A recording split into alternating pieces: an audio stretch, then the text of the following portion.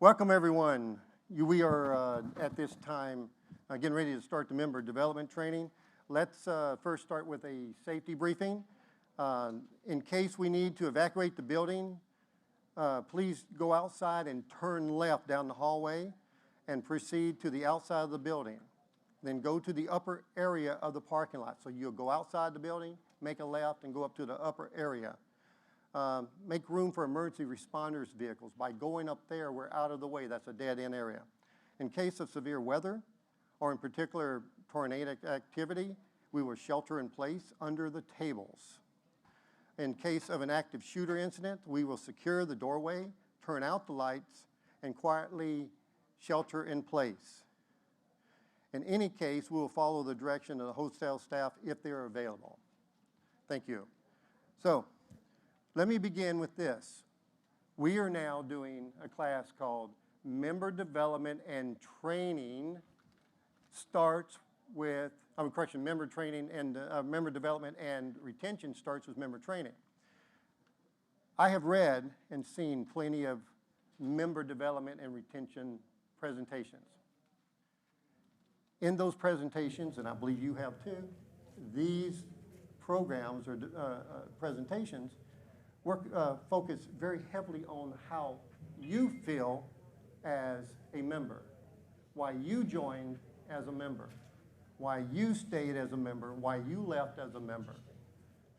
It talks about how instructors and leaders and other members, flotilla staff officers, how they're supposed to act.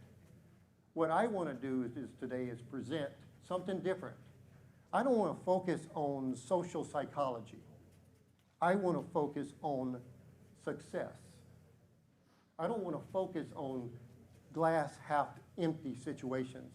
I want you to find a solution, and I'm going to show you glass half full when it comes to this type of program. So, to start this, let me explain first my background. I retired from the United States Army after a career in 1995. I am currently the second year flotilla commander for 1105 in Nashville. I also retired from the United States government, specifically the Department of the Army, in 2019. So you see, my entire life has been service to country. The Coast Guard Auxiliary itself has actually provided me the opportunity to, while in the retirement, continue that service to country. And I want to make sure that we, as auxiliaries, continue the mission of serving our country. We have a very important mission, and that is in saving lives. And I truly believe this, that for us to be able to save lives, we have to participate.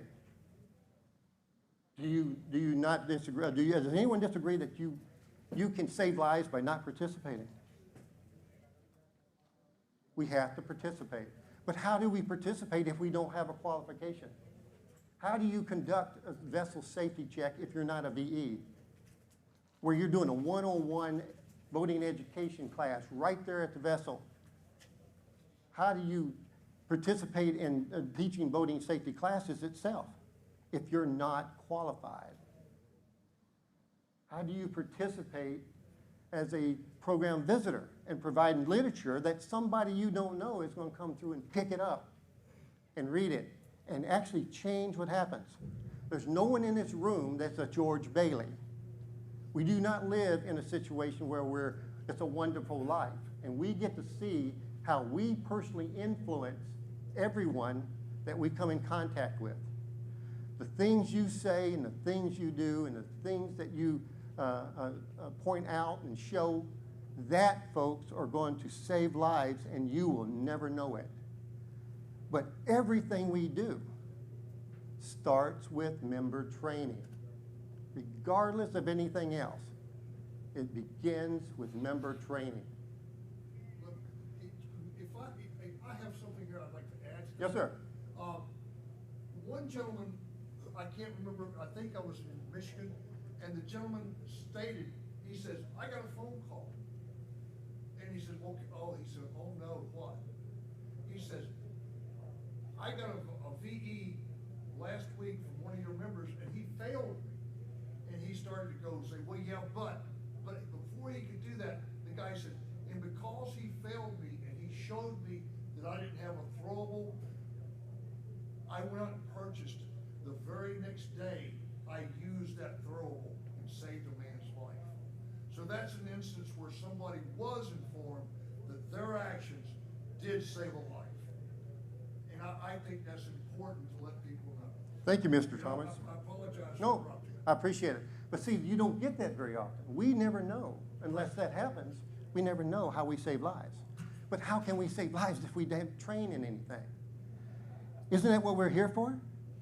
Because, you know, if I wanted to join an organization and just belong to a service, I could have joined the American Legion.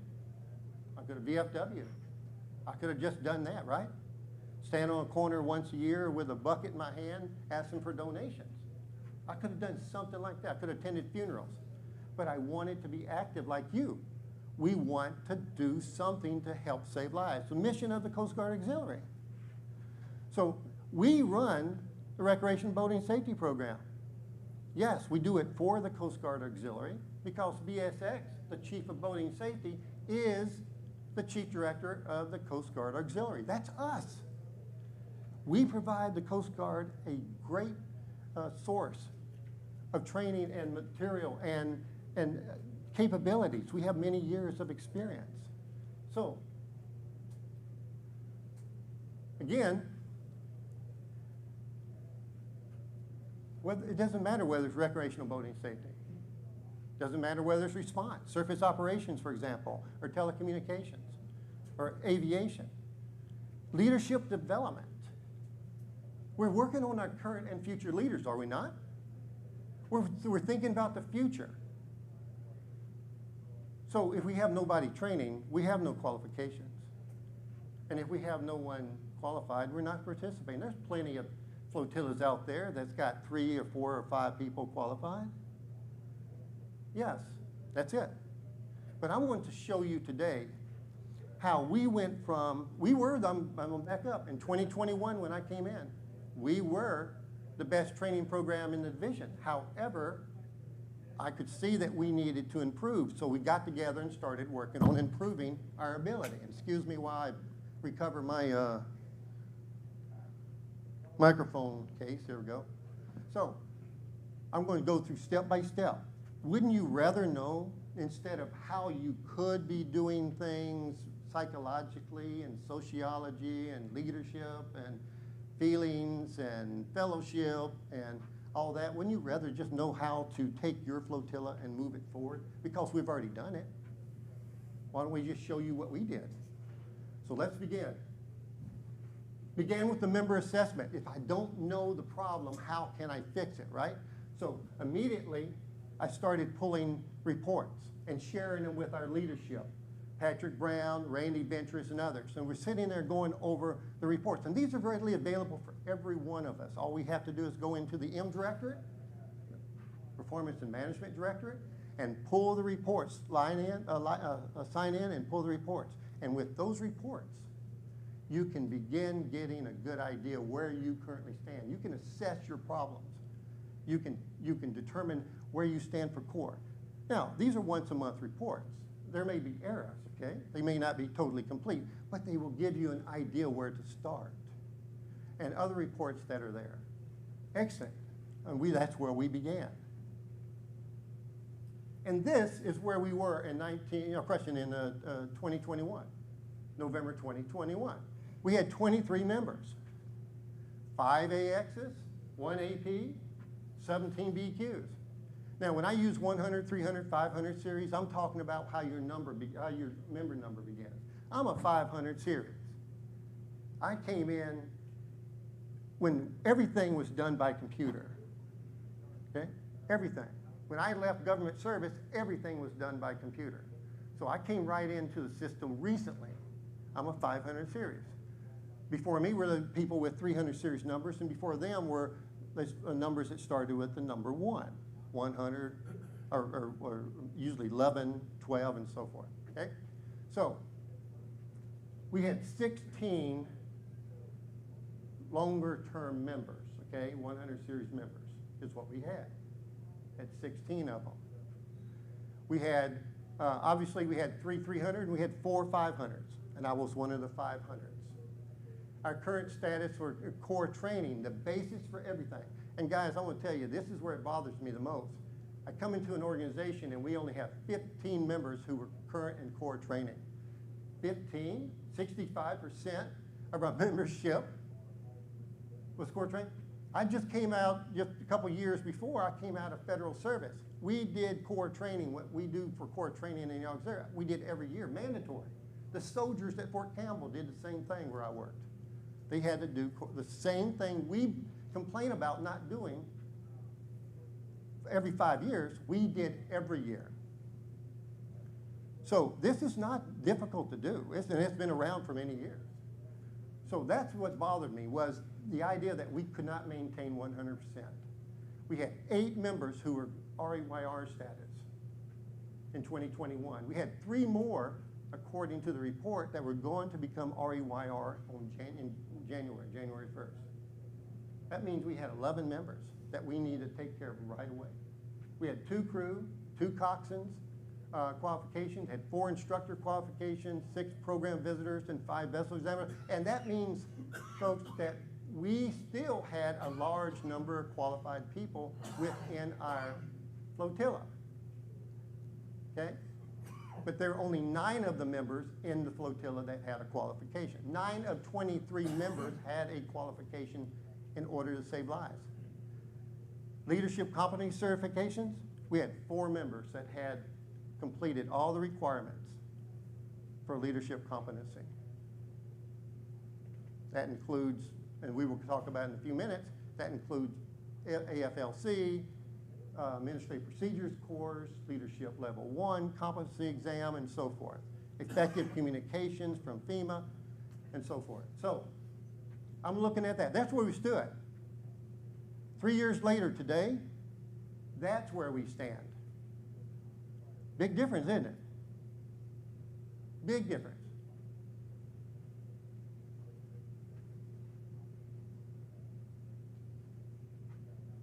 You can get there. It's not going to happen overnight. It did not happen overnight for us. I will tell you right now, to get to 100% core trained, it took us 10 months.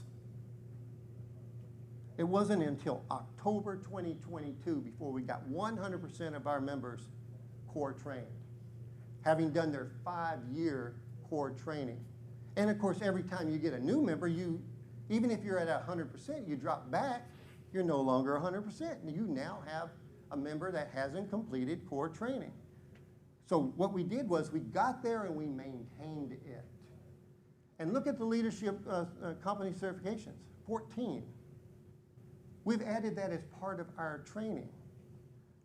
We push that as right behind the qualification.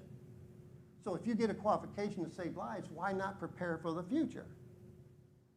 So we also add that one in there. Our division has 17 members that have leadership level 1, 2, and 3, and so forth, competency certifications. So we start with level 1. We have 17 level 1s. You have to be a level 1 to be a 2 and a 3 and so forth. So we have 17, 14 are in our 1 flotilla. The other 3 are in the other 4 flotillas. You see what happens? At the same time, we're building toward future leaders, are we not? Future leaders that you can help mold to replace you and not be worrying about, oh, who's going to be able to step up this time? Unfortunately, when I came in, I watched leadership disappear. I watched Patrick Brown step up and actually take lead again as the immediate past flotilla commander. No flotilla should have to do that. No one should have to recycle their previous leadership. And this is one way we can do that. So there's a side-by-side comparison. It makes it easier for you to see. Okay? That's a big difference. The numbers don't lie. But it's not easy.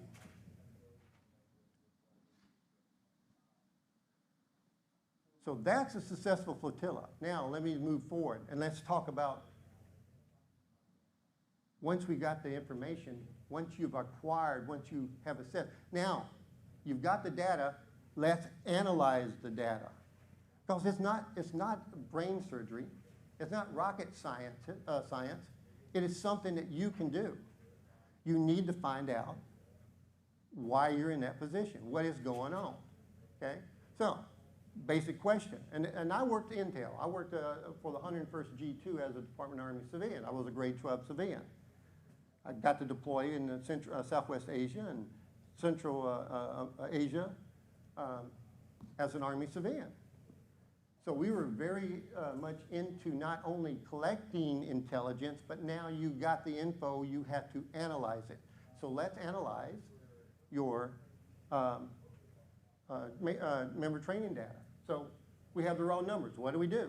But determine what the problem is. How are they affecting you? Well, it was obvious. You look at the slide behind me, you know, you got members who lost their qualifications. As soon as they went REYR and core training, they lost their qualifications. Is that what we want? No. We want them to keep that qualification and stay active. You also have members that they could not move forward because someone forgot to tell them that once you become a BQ, if you want to be qualified in something, a functional qualification to save lives, other than program visit, what do you need? Introduction to risk management. Anyone disagree? I mean, you need it for a lot of qualifications. It should be one of the first ones. I've never told a member that came into our flotilla that you have a year to do your core training. Have you guys ever heard that? Oh, according to AUX manual, you have a year to do your core training. My folks know you've got as soon as possible to get it out of the way. Why should I talk about a year?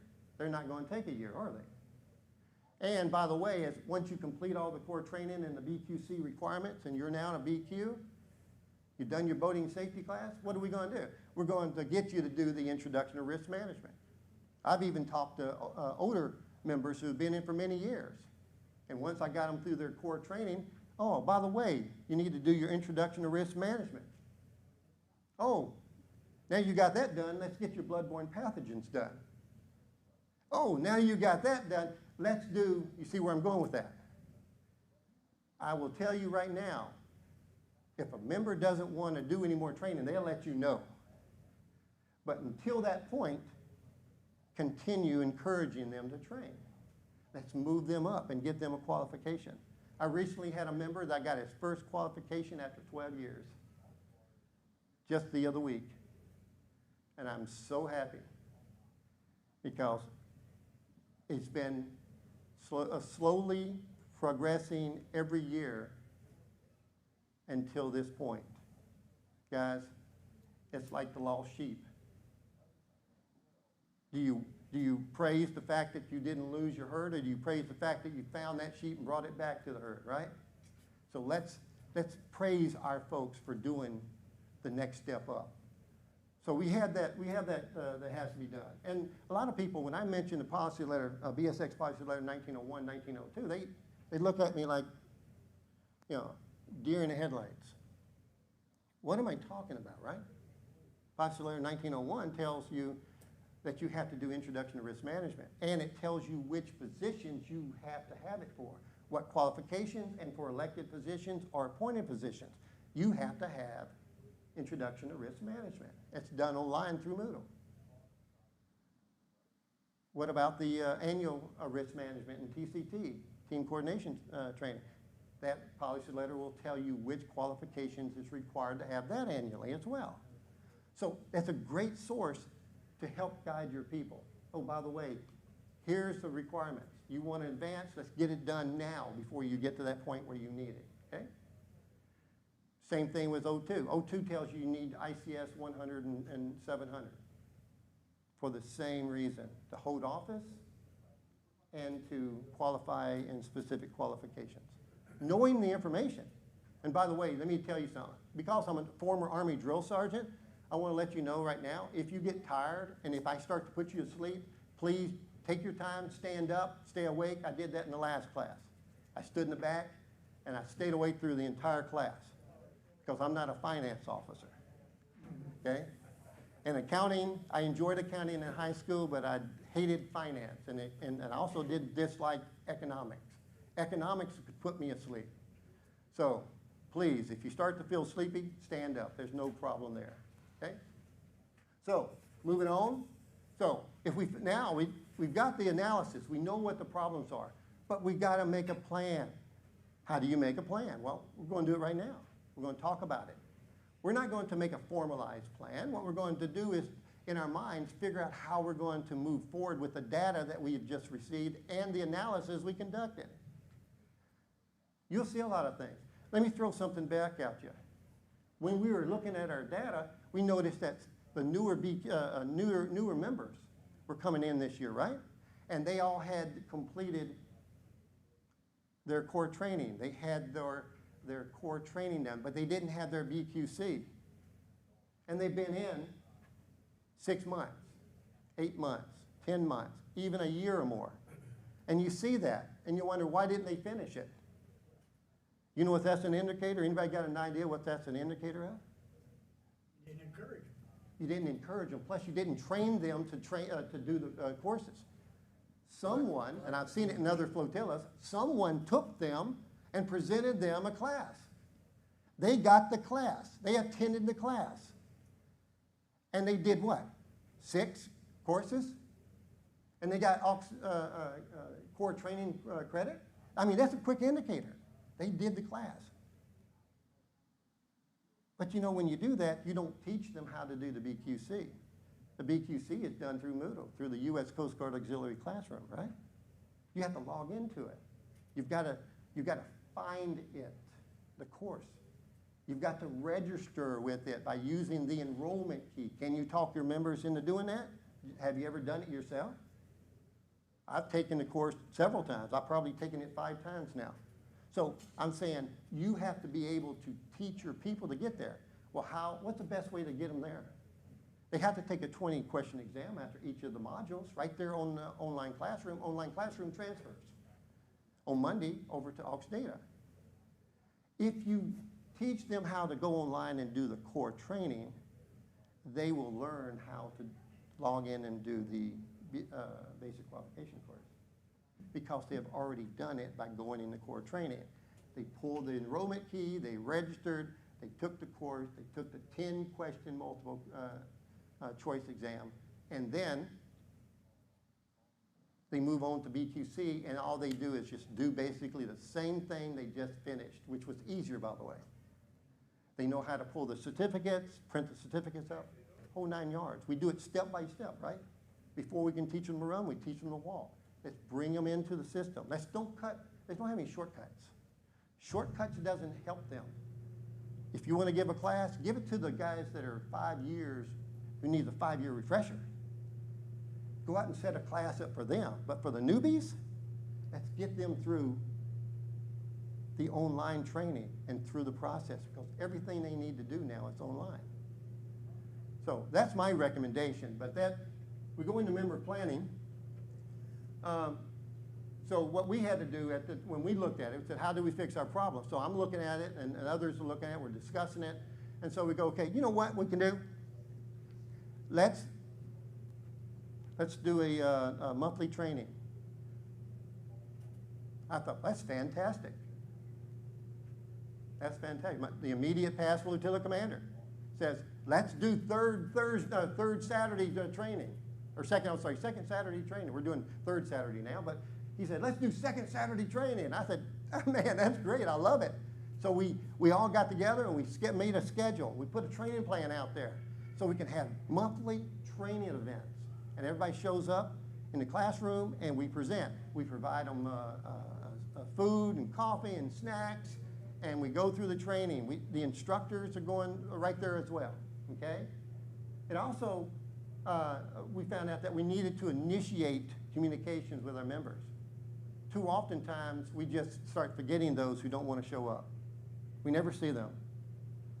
I'm proud to say that I've seen every single member in my flotilla. I've seen every member in my flotilla. But We can't say that everywhere. So we initiate communication. So for the member training, that's what we did. You look at the slide. You know, I was elected in November 2021. The immediate past flotilla commander and I went ahead and scheduled the first training immediately, early December, for what? Core training. Wasn't that the worst area? So we knocked out some of the individuals that needed to be brought out of REYR. At the same time, we were able to get new instructors qualified by teaching these classes. You know, the instructor development 2020. You go take the exam based off of the PQS from the National Testing Center, right? And then you do a lesson plan, and you do your PQS, then you do a couple of presentations, and guys, this is a great opportunity to get more instructors trained. If you remember the previous slide, we have 15 instructors, 15 qualified instructors in a flotilla of 31 members. This is what you do.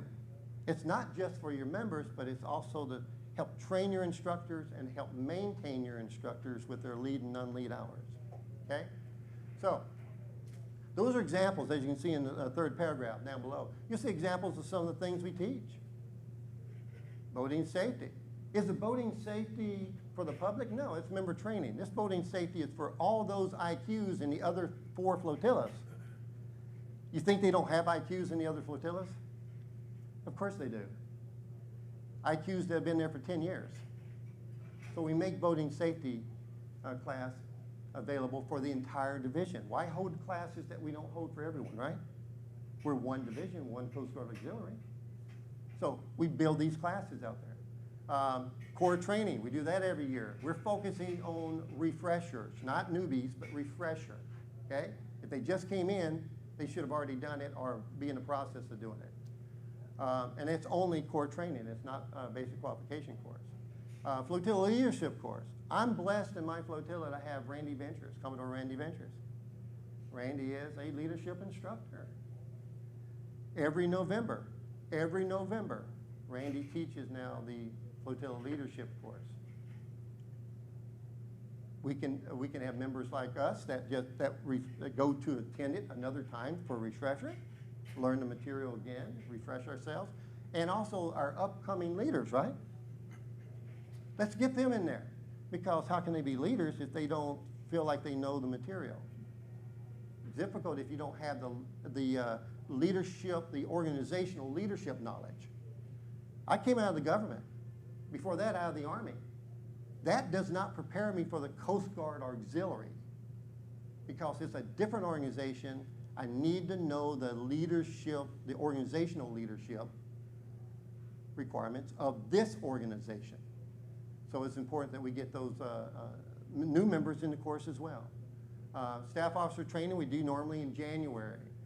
Risk management we do every year automatically. We have our risk management TCT facilitators teach. And who are they teaching? They're teaching boat crew, coxswains, UPV, TCOs.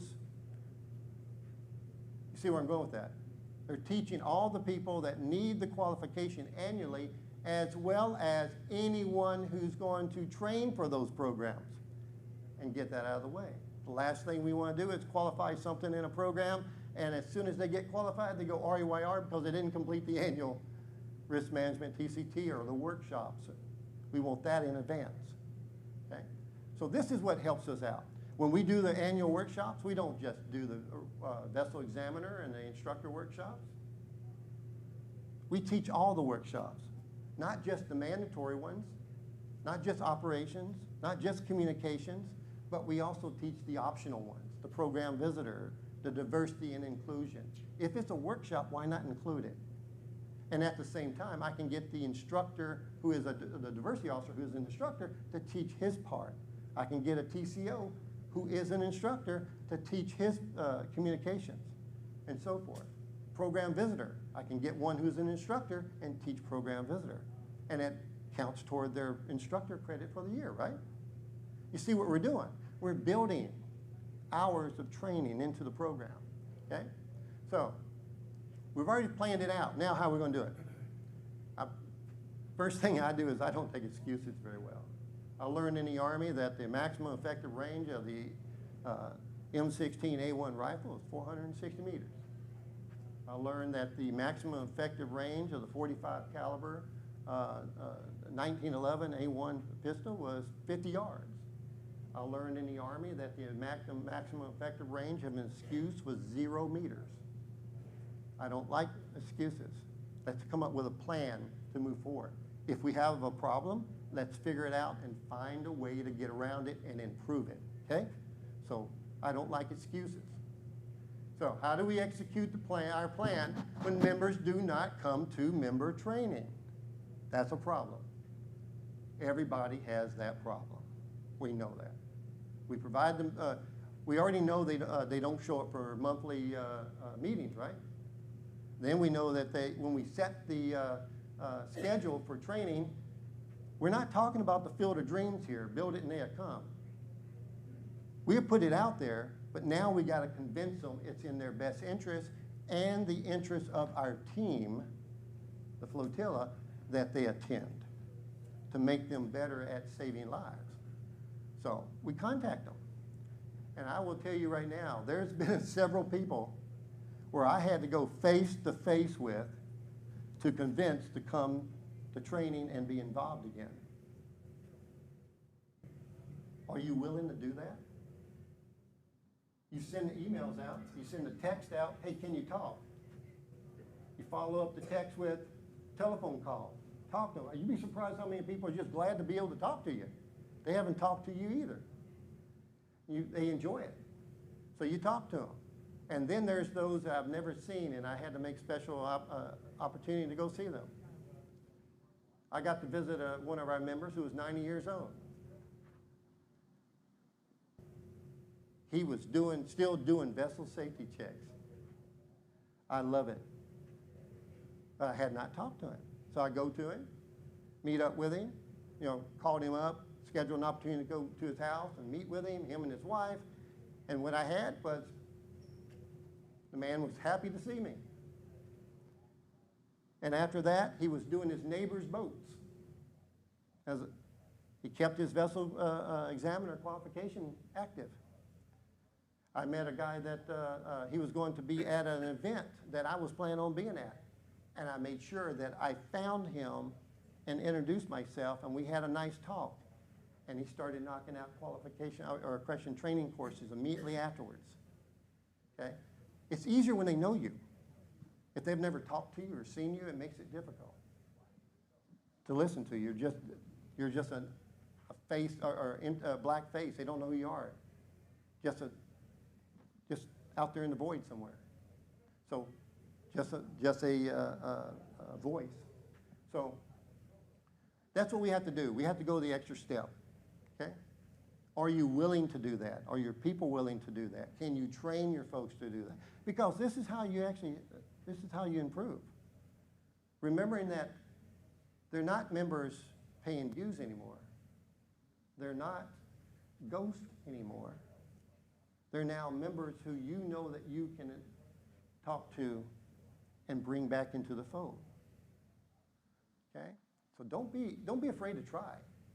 Oh yeah, I had some people that didn't want to talk to me. But that's not a problem because you've got other members. I had a difficulty in moving forward with a member, so I turned around to my public affairs officer, Mary back there in the back, and I asked her, and you know what? After working with the individual for several months, he's now qualified as a vessel examiner. Because she's a vessel examiner and she made sure she helped push it through. Sometimes it may not be a person like me. It may be someone that's totally different than me. Or you. You're not alone. So involve your other members, okay? So, I've had enough problems already. A lot of our 100 series members are information technology challenged. The phone The smartphone is their computer. Facebook is their web, their World Wide Web, okay? That's how they communicate. Guys, sometimes we have to actually, and I've done it, step by step over the phone with them, with that computer that they haven't used in a while, or go to their house and sit there with them and show them how to use their computer. One person, I actually, before he could do core training, I had to go and update his computer for him because it was way behind. I'm sitting there, we're talking about many things, and I'm updating his computer. And then after that, I talked him through the process of getting an account. And you can do that, but you can't do it if you haven't done the training yourself. And I want to put you on the spot. Have you done basic qualification course too? See, if you haven't done it, have you done it recently since they changed it? No. Okay, see, if you haven't done it, you haven't stayed up on it, then you can get behind too. So it's important that you upgrade your skills, update your skills, so that you can bring those newer members up. They're amazing. They come from a different culture. They may be my age, but they come from a different culture, okay? Just because we have a guy that came in the 80s, joined the Coast Guard Auxiliary in 80, and everything is face-to-face, and then you have a guy that waited and joined recently and got a 500 number, but has grown up in his job having to do computers, they're not equal anymore. So the people that are coming in now are more knowledgeable in computers. Let's use them and have them help teach us. There's many things I can't do on a computer. I have no problem asking for help, and most people are willing to help, just like you are. So that's what, encouraging our folks, okay? LMS. Have you had people tell you about LMS? Oh, my favorite story is I ran into a guy that I knew that was at a public affairs event from another flotilla. And I knew he was, I look at reports. I'm a member training officer. And I knew he was one of the people in the division that was not core trained. So I mentioned to him. And I saw he was only not core trained in one item, civil rights. That's all. Everything else is done. So I said, you're still REYR core trained, in core training. Go, yeah, I know. I said, well, all you got to do is one item, just civil rights. That's all you got to do. Oh, well, that's not on LMS anymore. That's not available. It's not my fault. Yeah, well, it was an Adobe vulnerability is what it was. And they pulled the course in LMS, Learning Management System. So they pulled the course. The Coast Guard did. You could only take the other ones. So you had to find another way. So getting them away from the older, outdated programs, and by recently, by the way, you notice it's no longer available, but by pulling that away from them early and then teach them into going into Moodle, that really does improve things. It helps greatly. No more, oh, I couldn't take the course because it's not available and it's not my fault. No, but you know what? Come to our classroom that you don't come to. It's open to the entire division, and we will take care of that problem, okay? So every time they give you an excuse, give them a way to get around the excuse. Help them out. I know we have to think outside the box, right? So let's get them, I prefer to keep it linear, one step at a time. Don't give them too much. I've had a member transfer into our flotilla once, and he showed up with an entire list of NTC exams. His aux data was full of NTC exams. I mean, he did sanitation, and he did aviation aid. And, you see where I'm going with this, right? Had all these different exams he completed. Nothing was leading toward a qualification. He didn't do Introduction to Risk Management. He didn't even have something as simple as bloodborne pathogens. He hadn't done ICS 107. What he did was a whole bunch of exams that meant he did fingerprinting. Don't let them do that, guys. Give them the right path. Don't let them go off on their own and start seeking, oh, what can I do? Give them a path to get to where they want. Find out where it is. What do you want to do? My goal was not to be a flotilla commander for several years. It was not to be an elected officer for several years. But you know what? We never know when we're going to be called. Sometimes we have to step up early. So that's what I'm talking about, is that we have got to keep them straight. Make it linear.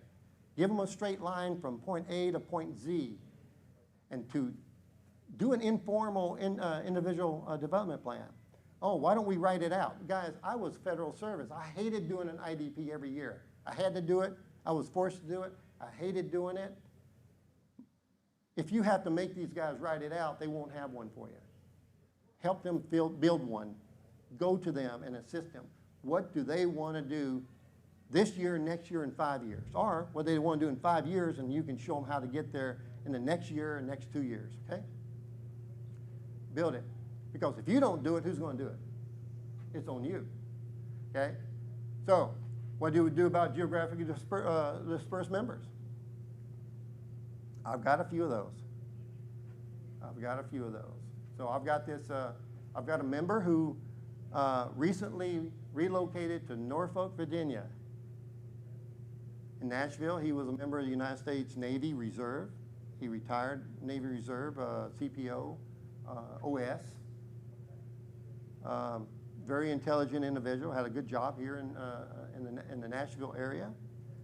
But he took a job as a contractor with the United States Navy over in Norfolk. He didn't want to leave our flotilla. He wanted to stay. He didn't have a qualification. He was a new member. So what do? I'd let him know all the things he still can do. I point out that the Leadership Competency Certification Program, you don't have to be here to do that. You can do that from home. You can get your level 1 requirements done at home by completing all the exams. Level 2, you can complete all the requirements by exams except for AUX-LAMs. Anyone here completed AUX-LAMs? If you would, put your hands up. Yep, I got a few. Have you guys done AUX-LAMs? You done AUX-LAMs? Okay. Did you know you don't have to attend the C school in person for 5 days to do it? Did you know you can do that virtually? You can do it over 6 weeks, 2 nights a week, 3 hours a night, virtually on Zoom.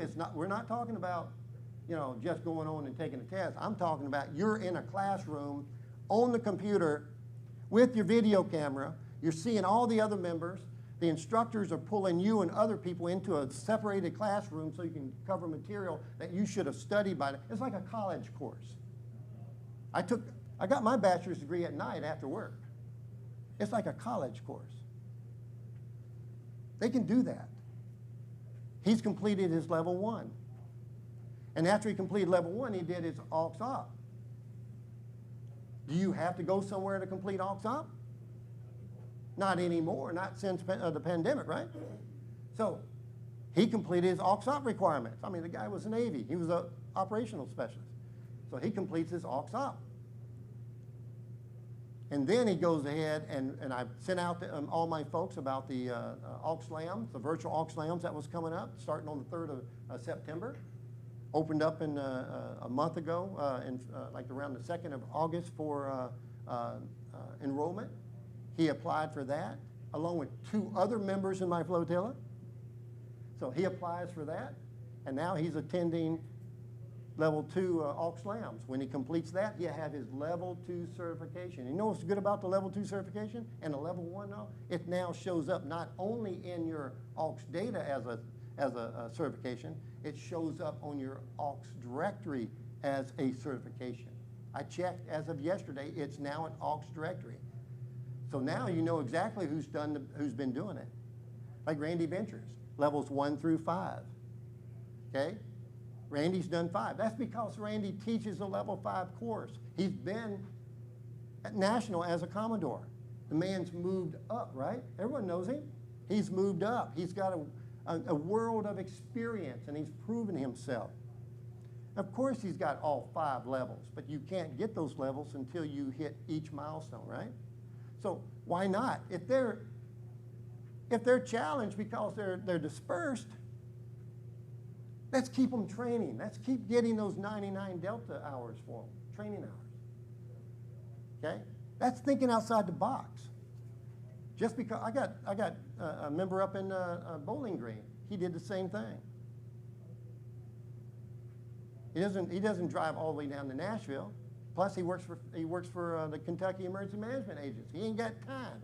He's on call all the time, and he's got a family, right, and kids. That's the way it works.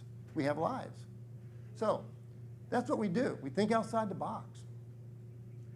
And you've got to know the prerequisites. Okay? You've got to know the prerequisites. What do I need to take to get a qualification? If I want to be a boat crew member, what do I need to do? If I want to start doing the PQS, the Performance Qualification Standard for boat crew, what should I have before I even start? I can do it. I don't even have to get on the boat yet.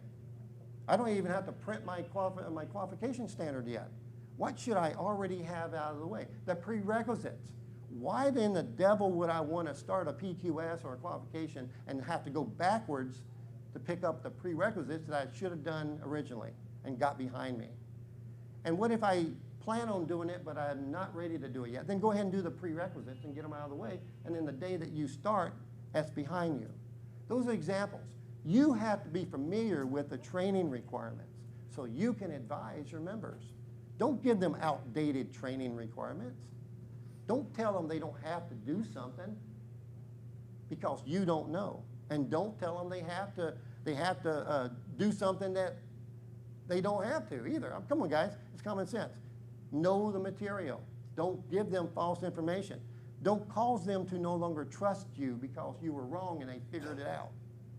Don't lose credibility with your members. When you speak, you're speaking for the Coast Guard Auxiliary, and they need to know what you say matters. Okay? So those are examples of what I'm talking about. Know the material. Okay? All right, so we've gotten through so far. We've gotten through the execution, right? So, new applicants. I hate to say this, but I will hear people talking about, oh, we got so-and-so that's going to join next month, and we got so-and-so that's going to join this month.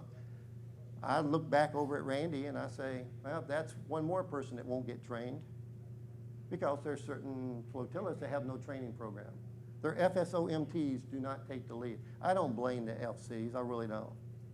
As a member training officer and someone that trains soldiers, civilians, and contractors for 4 decades, I'm telling you right now, it's the trainer. It's the qualified instructor. It's the person who should know all the material and all the requirements to get qualified in anything that you can qualify them in. That's the person I blame when it comes to not leading the people. So we developed a program a while back. I mean, this is not new, so I want to share it with you guys, right? So we tell them what they need to do. I don't tell them that they don't have to do anything. I tell them what they need to do. So it begins with the HR officer. Do I expect my HR officer to be a member training officer? Not really. I expect my HR officer to be an excellent HR officer. And my HR officer, my FSO HR, is a former member of the Coast Guard, served in the 1990s. His son is currently a petty officer first class on a cutter. He is also currently a civilian human resources manager for a company. Perfect combination. Knowledge, he's got 4 qualifications and he's done the leadership level 1 certification. 4 qualifications. He can talk about what we do to new members. When a new member comes in and they know more about it than about the Coast Guard Auxiliary than the HR officer, because they did their research online before talking to them, and the person they're talking to doesn't have a single qualification, never had one, and doesn't have a clue what we really do, and they start talking about aircraft and aviation program, and there's no aircraft or aviation program anywhere in the area, we got a problem. We need somebody that knows what they're talking about. So the human resources manager is the first person that can talk to them. And once they finish their part and they get that signature, now the member training officer has to take the lead. You have to do it. Your NTs have to do it. I have to do it. It's going to be an organized handoff, right? We're going to switch out. Because who's established the rapport with this person? Who does he trust? Anybody want to say? The HR officer. That's who they trust. Now you've got a handoff. So that now you as an MT can establish rapport with the individual. And by knowing what they're interested in, you can now lead them. And you say, I will show you how we're going to get there. But you know what? For now, since you can't do the training you need to do, let's get you through the training you will need later. So every FEMA course that you need them to do, let's get it out of the way. Normally, the guys that sign the 7001 and join our flotilla, before they get their member number, they have already completed ICS 100, 200, 700, and 800, right? That covers for most qualifications.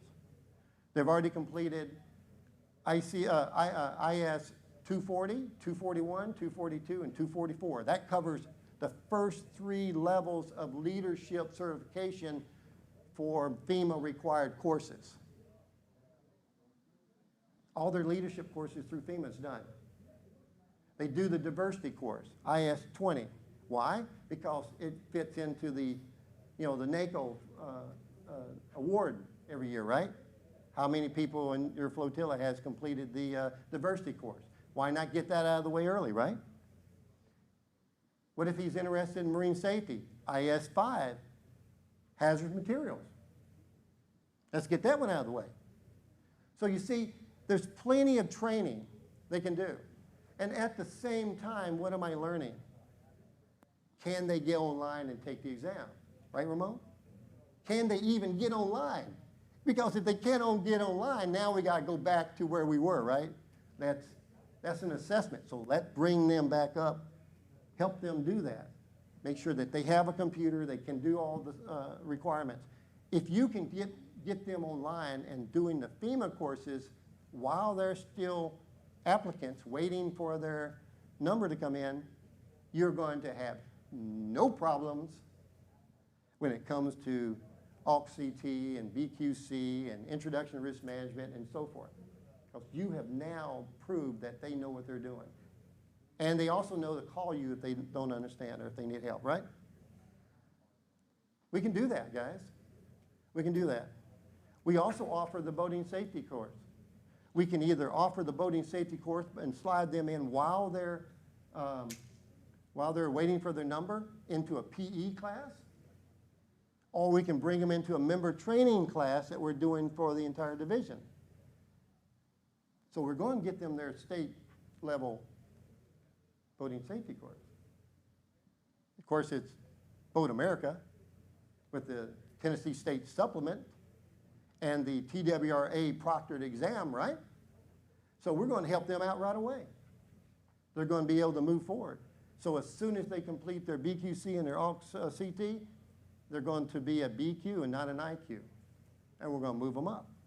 So this is the stuff we think about, okay? And you should have them apply for being a TWRA proctor. Yes, if your program, I'm also the public education officer. So I am also a proctor for TWRA, that's right. So I made sure that happened early so that we can do that.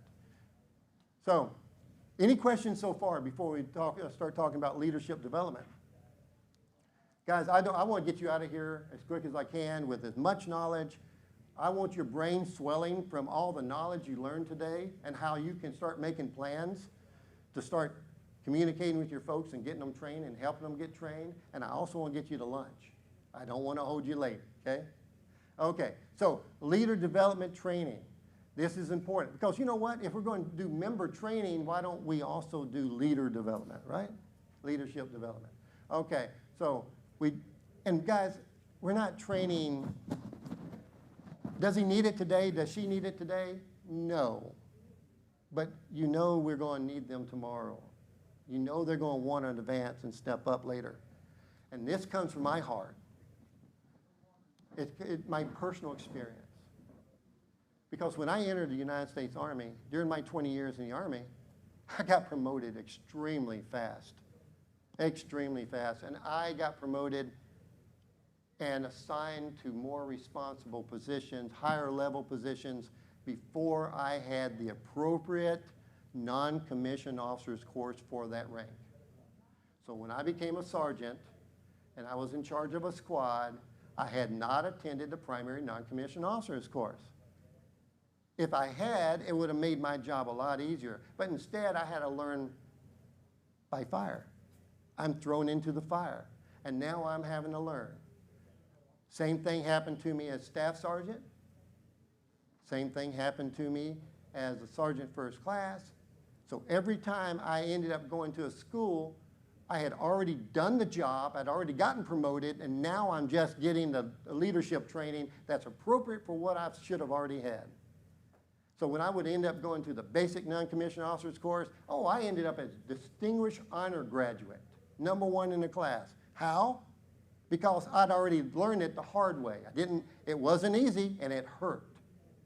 It's not easy to learn that way, and we all have experiences like that. Because you don't have always the best supported people around you. You got a lot of people that figure that you're trumped up and you moved ahead of them and so forth. So all of a sudden you're advancing, but you don't have the leadership knowledge behind you. You're technically proficient, but you got to get that leadership knowledge. Well, that's what happened to me. So when I became a federal employee, I made sure that didn't happen again. I came in and made sure I got all the civilian leadership courses and management training, and I even got a degree in public management from Austin Peay State University, and we don't care about the volunteers down there. So you kind of get the idea. I got ahead of it, and when I came into the Coast Guard Auxiliary, by the end of the second month, I'd already completed all the requirements for the Leadership Level 1 Competency Certification Program. Completed them before I had 2 months done, 60 days, and I already had all this training done. So the very next month, I had my certification for leadership. And the next month, I'm submitting a waiver for Vice Flotilla Commander. And why am I doing that? Because that was my time. I needed to step up. Patrick needed me. Randy needed me. Other senior leaders in the flotilla needed me to step up. It's wrong for them to have to recycle. So they needed me to step up. And I saw that. And I did. You don't know when your people are going to be called. They don't either. So let's prepare them for the future. Okay? Let's make sure that they have their skills. So we can do that. Okay? So how do we prepare our members to take on the responsibilities, right? I've done all this corporate training. I've done all this college training. I've done all this military training. But have you learned the organizational leadership of the Coast Guard Auxiliary? There we go. Which models, by the way, AUXLAMS and MLOC and the different courses, models the active duty courses. Models their courses. So let's ensure that we help them learn and receive the knowledge that we need, okay? We also want to make sure that we help, make sure that everybody understands where it fits. You can see an example that I have on the slide. Again, I'm using linear movement here. I want one step at a time. BQ, they get their BQ. They get their ITRM. And by the way, they did their ITRM after they did their basic qualification course, right? Now we're waiting for them to become BQ. They've already done the ITRM, Introduction to Risk Management. That's done. They've already done their BPP, bloodborne pathogens. That's done. And moving forward, their IS 100, their 700, that's done. So they get their BQ. Fine, we're good to go. Keep moving, guys. What's next? They need a qualification. And I don't care what you get a qualification in. What was your easiest qualification? What was your first qualification? Vessel examiner. Mine was instructor. What about you? Instructor. Instructor. What about you? No, I don't have one yet, so. Okay, you're going to get one. Now you know to get one, okay? That should be on your first priority. What's the easiest one for him to get? Program visitor. Easiest one. It's the easiest one to get and the easiest one to maintain and the easiest one to excel towards a service award, okay? Believe me, do the research and check me out and prove me wrong, okay? So, you see what I'm saying? Let's get them moving. Do they have to wait until they become BQ to take the program visit exam? No. Do they have to wait until they're BQ to take the vessel exam? No. They can already have the exams, but they can't move forward until they become a BQ. So let's get everyone going. Because if you have a qualification, if you're a program visitor, you're dealing with businesses, like marine ship stores and marine dealers, and Randy likes Walmart and different places out there where you leave brochures. And people will come along and pick those brochures up. And look, I didn't know anything about the Coast Guard Auxiliary until 2021, and I had 4 decades of federal service. We are the best kept secret, I guess. I had no idea. So let's get that material out there and help save lives. Do your part. And we can all do that, everybody. And let's get our members thinking that. Find out what they're interested in, how much they're willing to put into it, and let's get them in. And then we can go step by step. And remember, first thing is their qualification, followed by what? Their currency. Get that currency out of the way immediately. But they don't have to do it this year. Get them in the habit of doing it. It's like, just because I don't have to do 4 program visits this year because I just became a program visitor, why not get you in the habit of doing it? And by the way, well, if you do 10 a month, that'd be 120 program visits a year, right? If you go to 10 different businesses, that's 10 a month, 120 a year. What does 120 for 2 years qualify? Century Club. The RBS device, right? Recreation Boat and Safety device. Look around over your shoulder. Are you wearing an RBS device? Correct. I can't see what you're wearing. What? Okay, on top. So you see that? That's an RBS, 2 years in a row, 120. Okay? If you do 60 a year, that's a service award.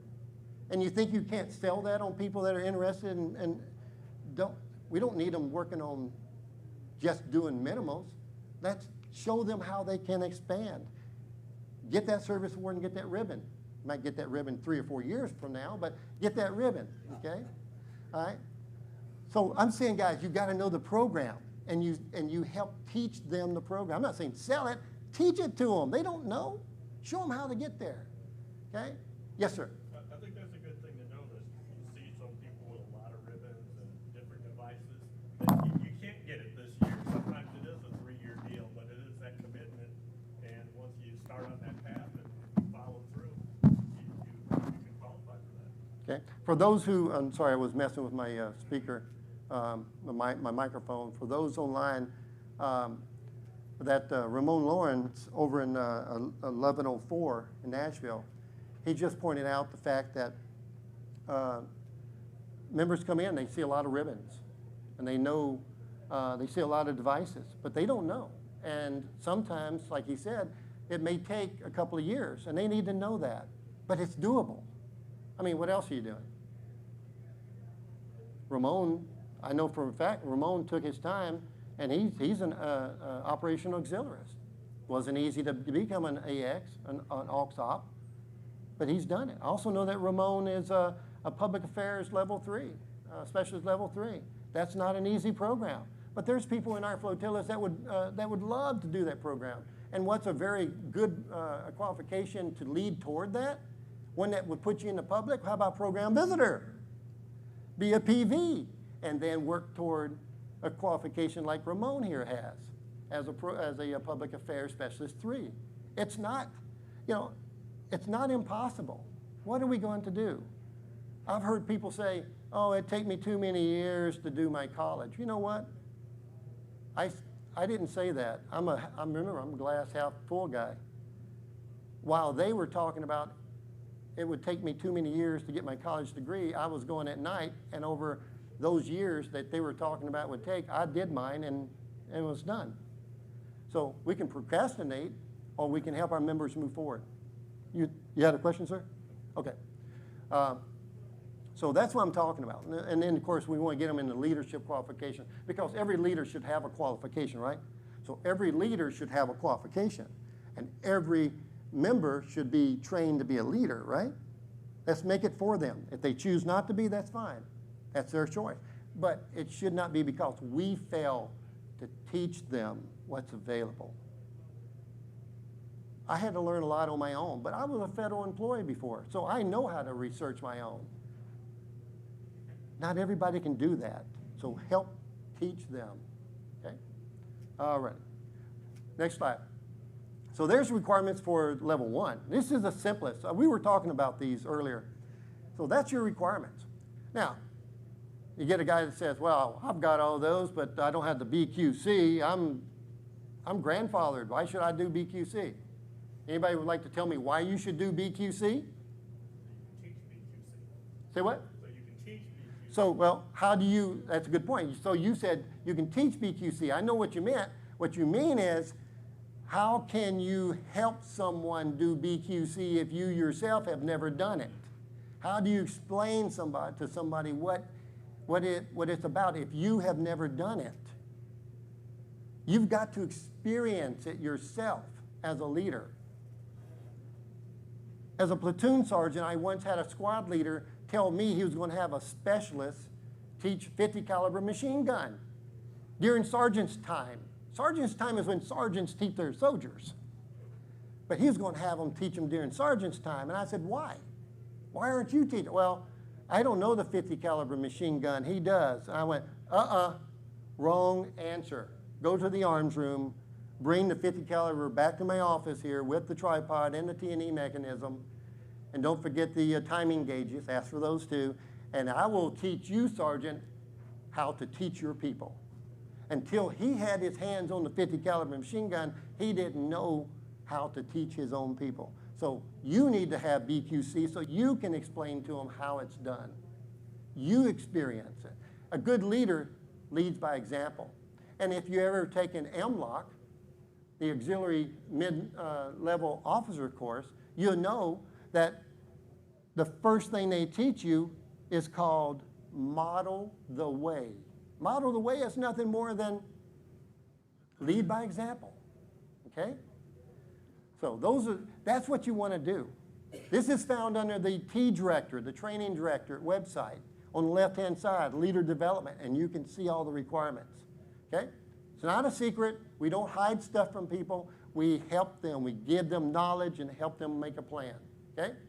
As good leaders. We do make it hard to find sometimes. We do make it hard to find. Oh, and by the way, that FEMA Effective Communication Scores, I believe that was set up like maybe, Ramon, help me out, was it like 8 credit, or 0.8 credit units, continuing education units?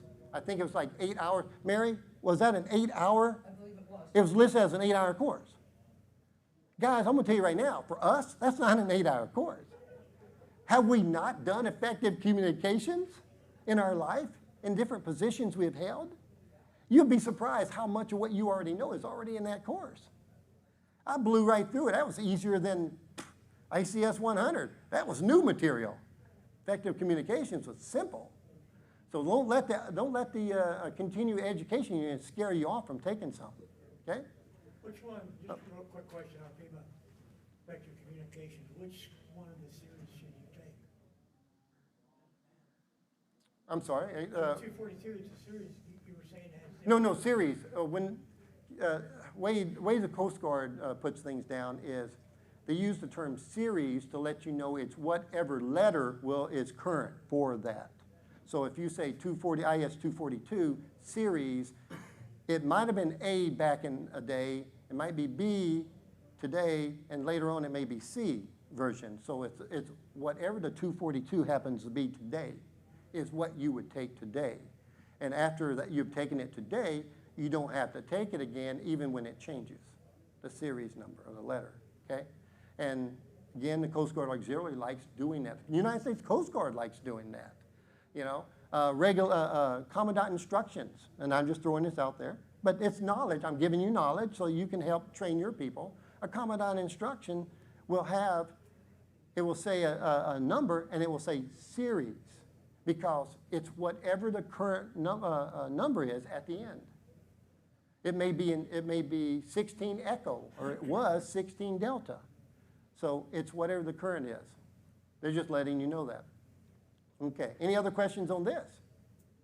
Now, in order to get level 2, you got to have level 1.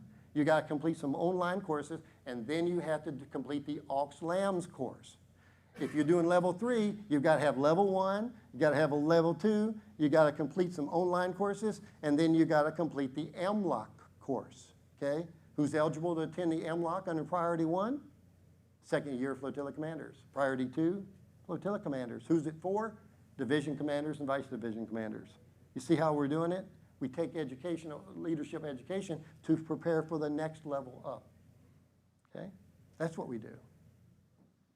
So, I believe we got that. Now, this is what a certificate would look like. I'm not so much worried about the speed of getting a certificate. I understand how it takes. But the training directorate will go in once a month, and they will look at your records, everybody's, and they will see if you've got all the requirements for a leadership company certification. And then they will, if you don't have it, they will award it to you.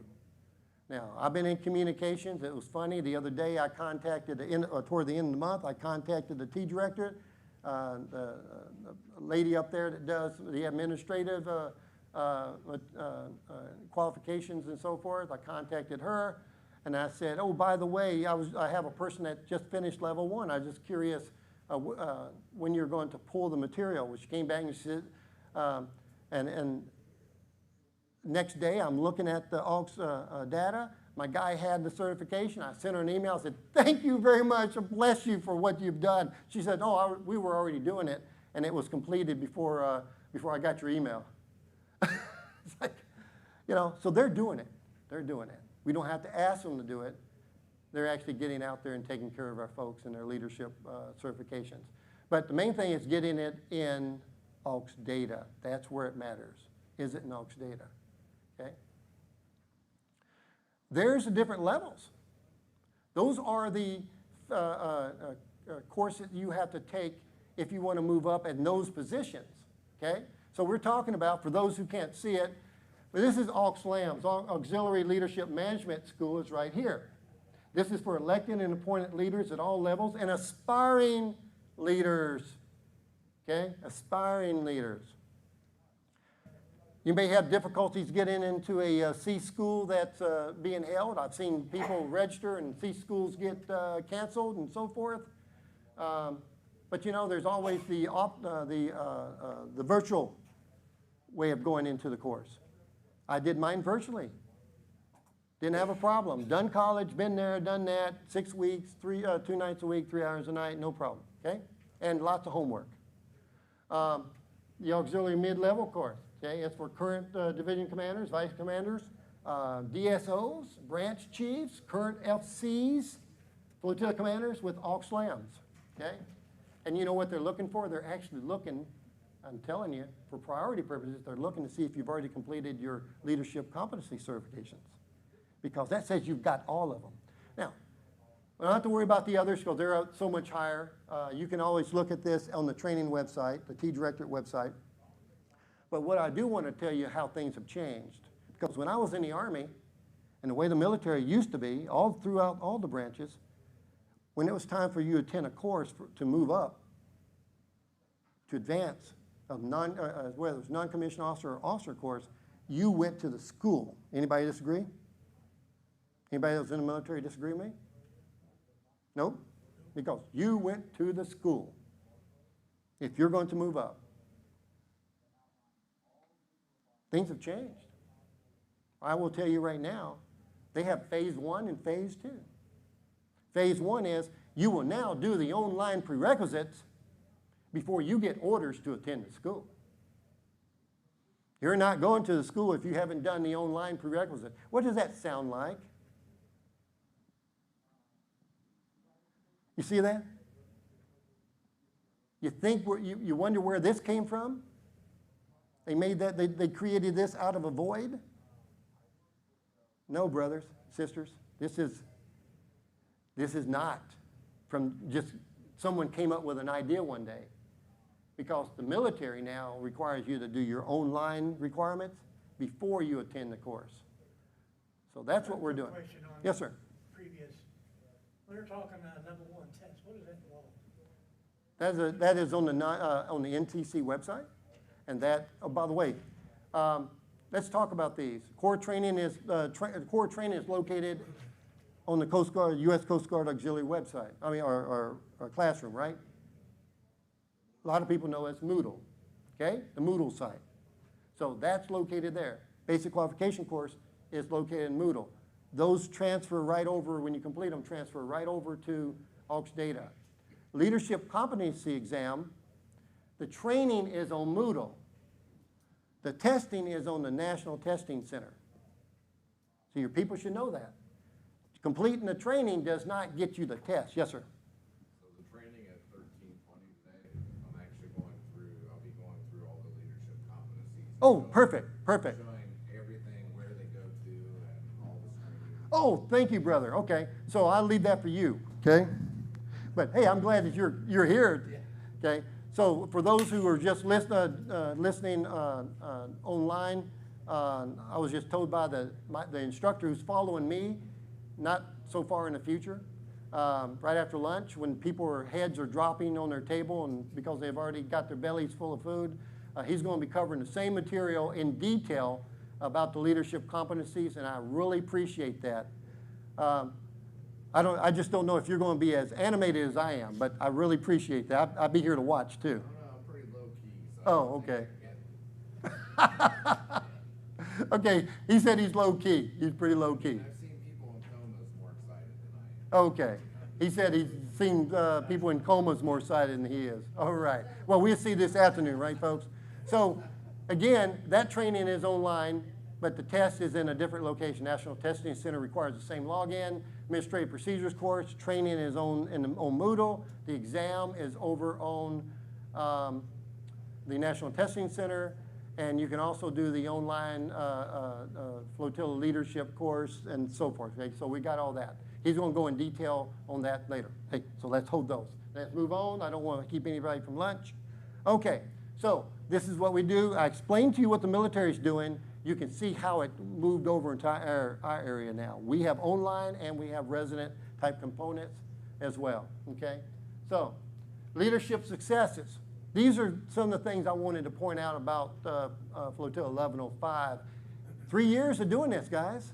We started just like many of you are, okay, wondering how are we going to move forward?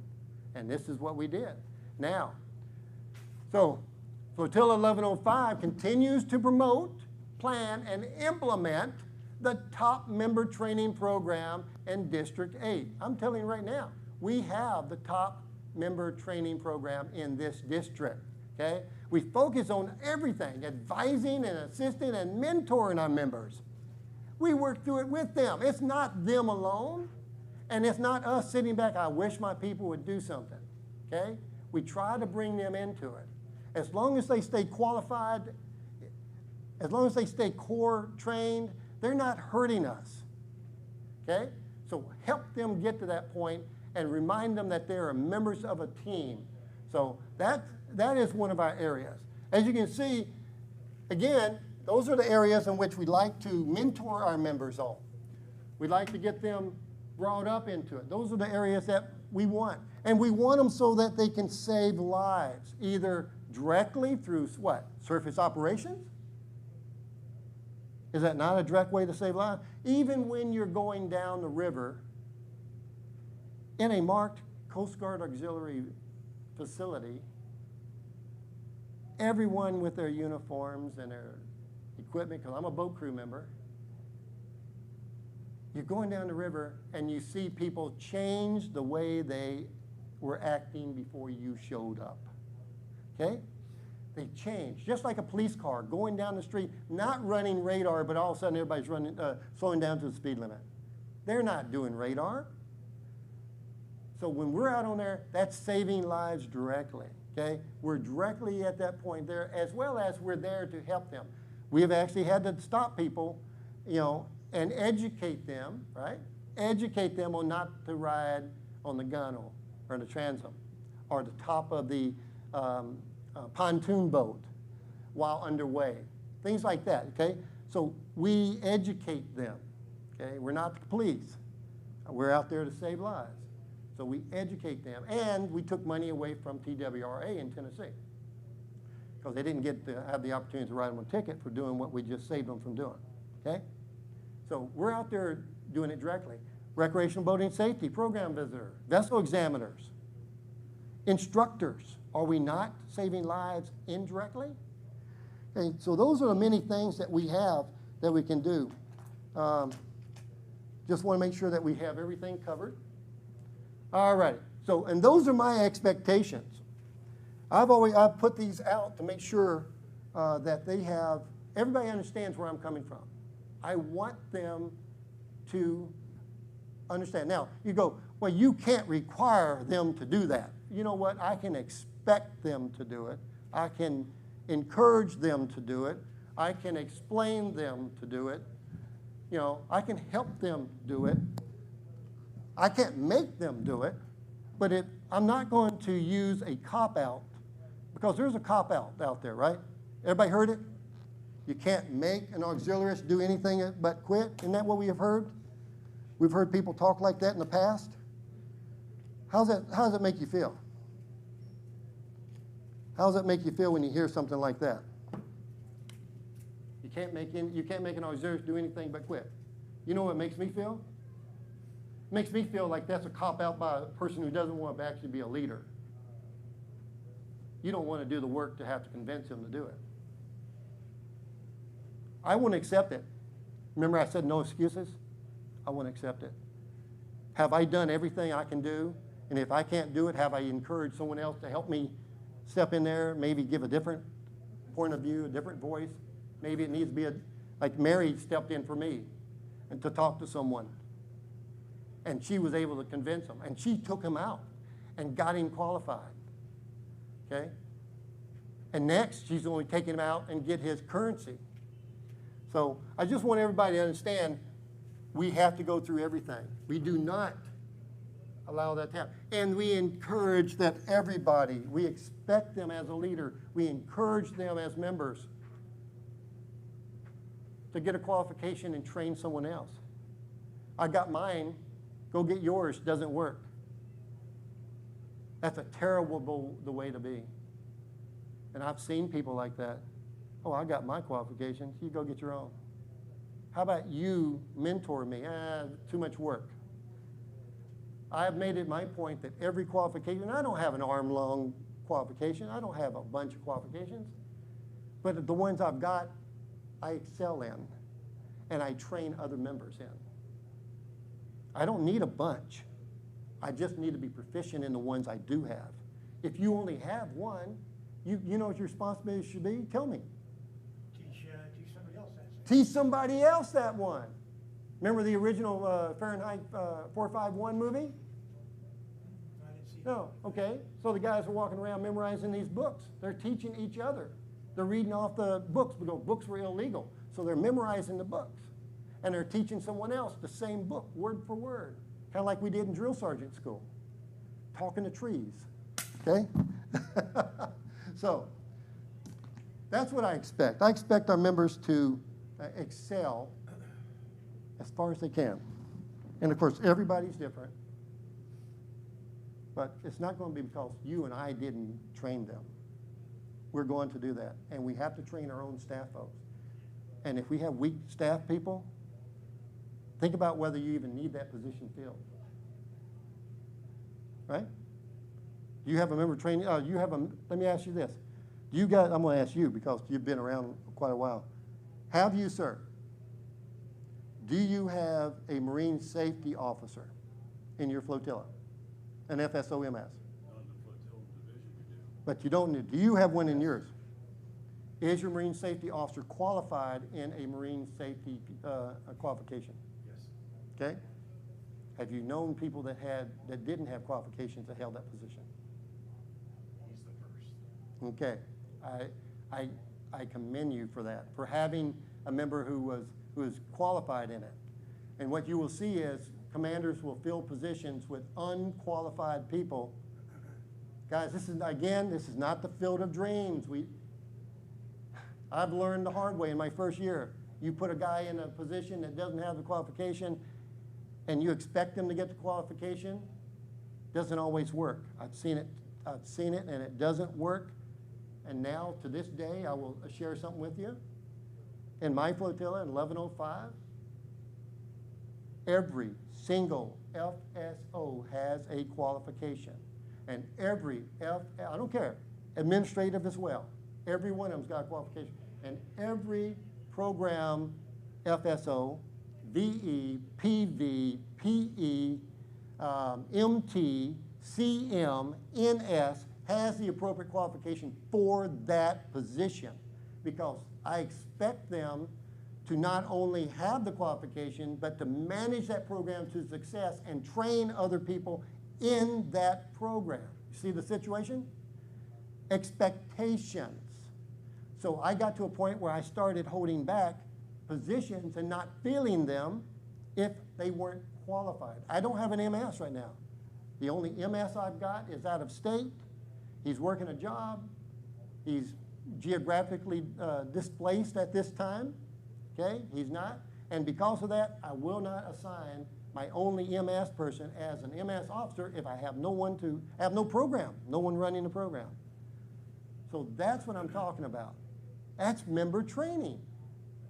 And it really builds up. How many people can say that they have 100% of their FSOs qualified in a qualification? Last year, my first step was make sure all the FSOs had introduction to risk management. How many flotillas don't even have that? Oh, the SR doesn't need it. The MA doesn't need it. You see where I'm going with that? So you have to do little steps. And each time you get to the end, that's a victory, and you move on to your next goal, okay? Okay, retention. I want you to pay attention to that one.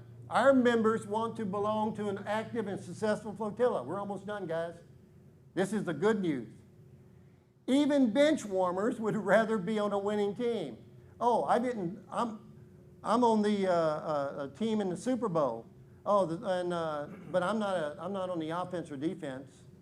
I get to go in on kickoffs and things like that, right? You know what? Those guys get the Super Bowl ring when they win too. Not just the ones that played most of the game. Not just the guys that start and stay on offense and defense. Even special teams, even the people sitting on the bench gets the ring. Bench warmers love being on a winning team. So those members in our flotilla who don't have a qualification, but who are maintaining their currency for core training, they are still part of the team. And they love being part of the team. And you build a team out of your membership, okay? We promote our activities. We tell everybody, okay? We let everybody in on what we're doing. We don't hide. There's no secrets in our flotilla. We don't keep it away from other flotillas in our division. We let them know what we're doing. We're not worried about that. And we publicly congratulate all our members. Think about this. Take this back with you, because this will also help you in your member training, getting other people want to be involved. Have your people, or I'm sorry, have you or have your leadership, or even the member training officer, congratulate every new member you get. When you get a new member in, send that email to all the members of your flotilla saying, this is Anthony Griffin, and this is Griffin's background, and we welcome him. And by the way, while he was waiting for his number, he did he did 10 FEMA courses while he was waiting for his member number.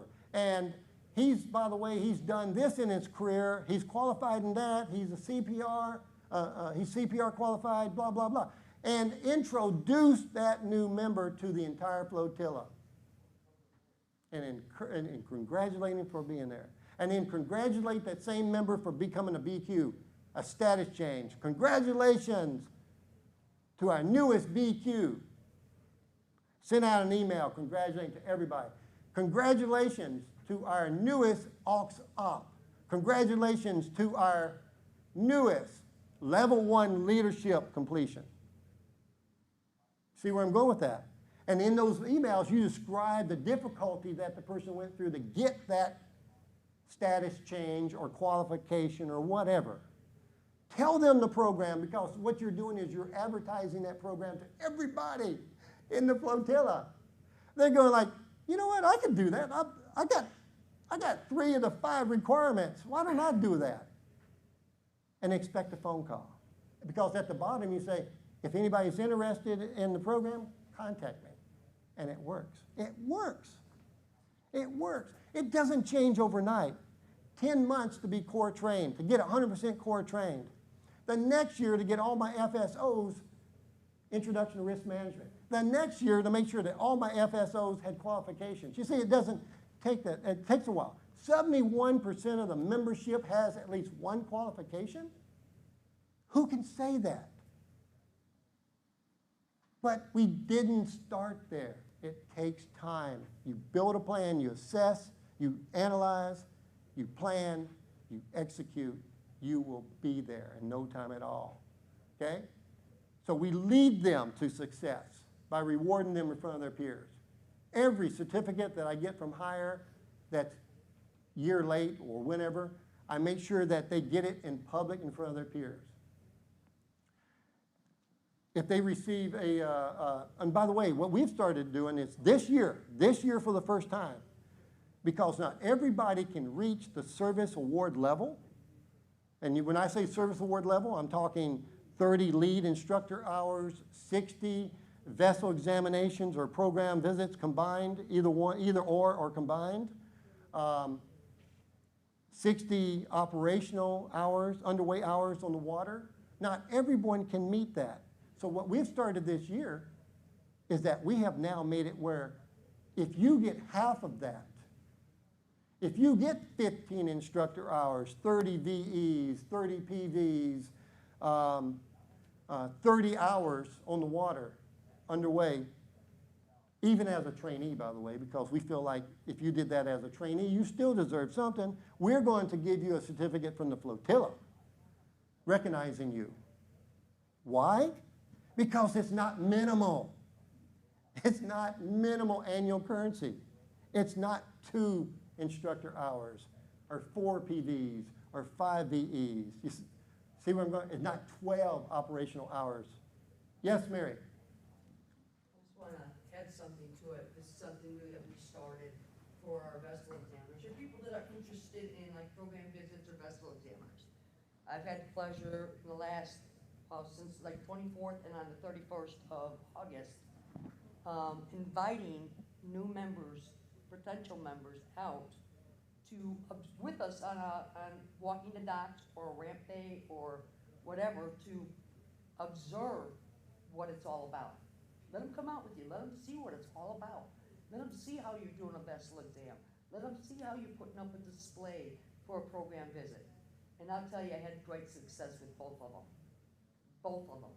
One is now a VE that he's come through and he's gotten his member in it. Another one is working on his VE and his program visit. It works. You take them out and you let them see what you're actually going to do.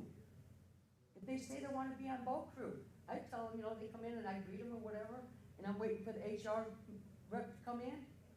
I'll sit there and I'll talk to them. I'll strike the conversation. I'll find out what they want to do. They say they want to go on boat crew. I tell them, that's wonderful. We need boat crew. Boat crew takes a while. How about we work on a quicker qualification, and you can continue to help serve or continue to help be on the water with a quicker qualification while you're working on the harder one. You can do program visits. You can do vessel exams. They're both dealing with the water while you're waiting to become a boat crew member. It works. It works phenomenally. Thank you, Mary. Thank you very much. And that's correct. Most of us who have boat crew or coxswain certifications, we started with something that was much quicker. I wanted to be boat crew when I joined because I wanted to challenge myself physically and mentally, and I'd never done it before. I jumped out of planes, but I never had anything to do with boats. So why not? Let's learn something we've never done before. But she's exactly right.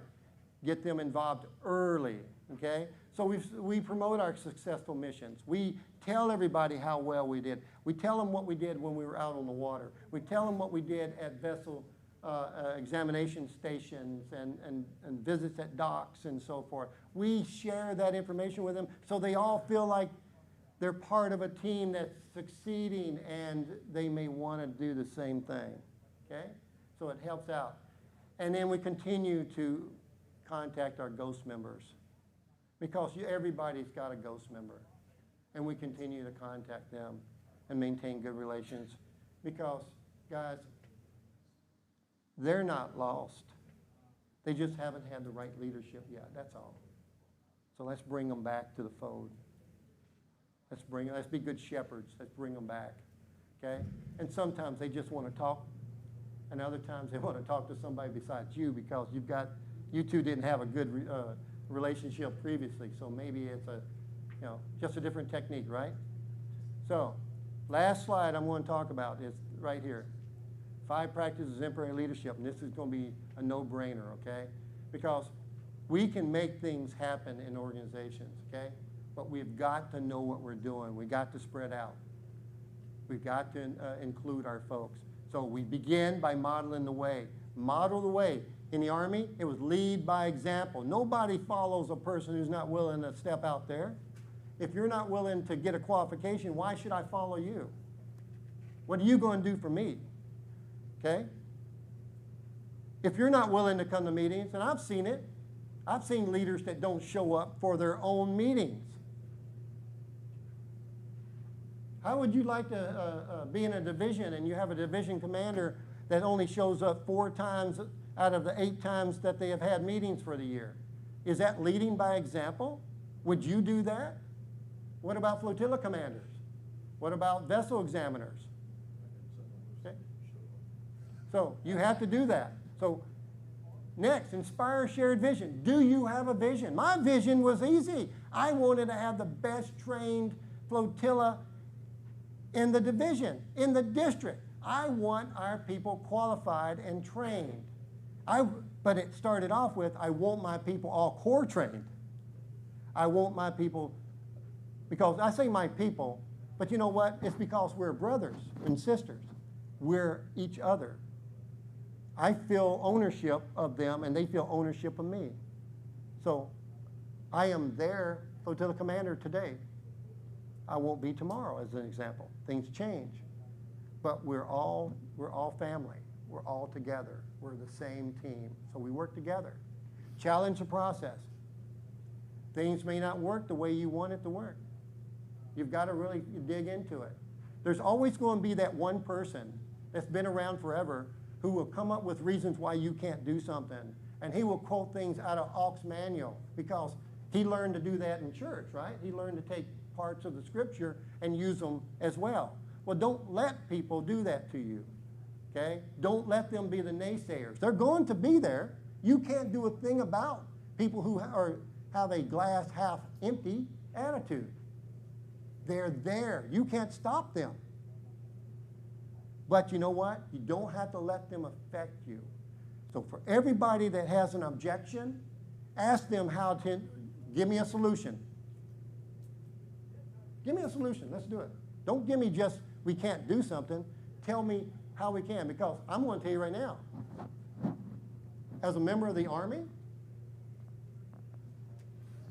I couldn't stand in front of a commander and say, oh, sir, by the way, we can't do that. No, no, there is no such thing as, sir, we can't do that. It could be illegal. It could be improper. It could be, violations. It could be all kinds of reasons we can't do it. It could violate risk management. It could be all kinds of things. We can't do that. If I said that to my commander, I better be able to say, however, if we do it this way, we can. We can meet your intent. Isn't it? We're looking for the intent. If we do it this way, we can meet your intent. So you see what I'm saying is, don't let the naysayers stop you from making a member training program that will be excellent and excel. You're not competing with anybody. It's your program. It's not a competition. It's your program. Don't worry about what other people say. It's your program. And do that. Enables others to act. Mary, as an example back there.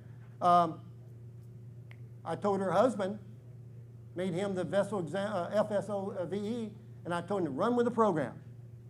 Let me know if you need any help. Mary, how many vessel examiners do we have? 13.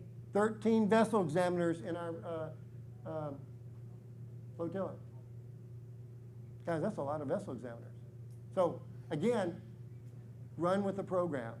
Enable others to act. And if they're not doing it, if they're just holding the position, if they're only holding stripes to have stripes, then you might as well just do without, because they either lead by example, okay? Become part of your vision, challenge the process, or you don't need them, okay? If they're going to become your anchor, might as well we'll go ahead and weigh anchor now and be done with it. Because if they're not helping, they're hurting you. And then encourage their heart. And I told you examples of encouraging the heart. Us coming up with an idea this year to start giving certificates to people for getting halfway there, beyond currency, but not quite at service level. By being able to let everyone know how great they're doing, because they are members who are trying. Encourage their heart. Okay, I've spoken now. Oh, for too long, I apologize. It's already been an hour and 45 minutes. So I'm going to now ask, were there any questions for me before you go to lunch? No, I have one statement I heard back here. Some people, you know, they rattle when they go. Everybody brings joy. Everybody. Some when they come and some when they go. Yes, I agree. The comment was, everybody brings joy, sometimes when they come and sometimes when they go. And I wholly agree in that. I have recommended to people in the past that maybe we weren't a good fit for you. Maybe another flotilla would be a better fit for you. I don't ask them to lead the auxiliary. I just help them find a flotilla. And I did that before.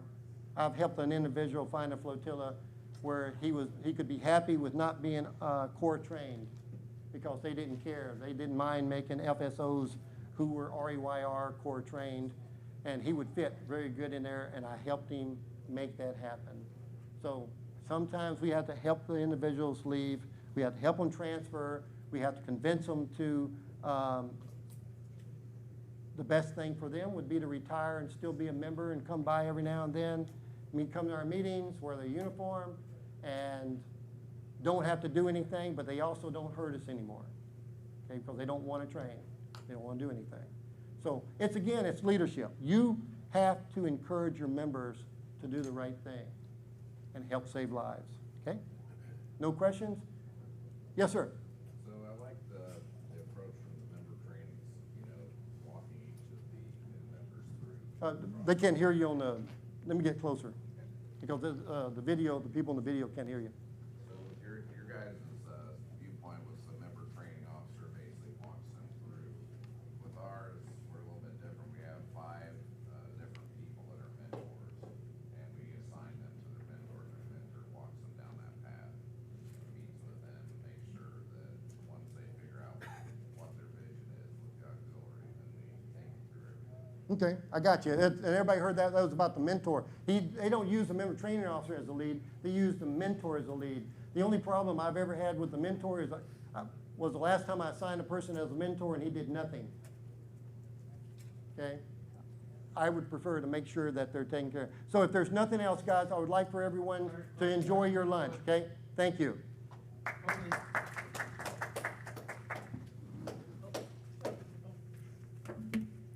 You said one more question before.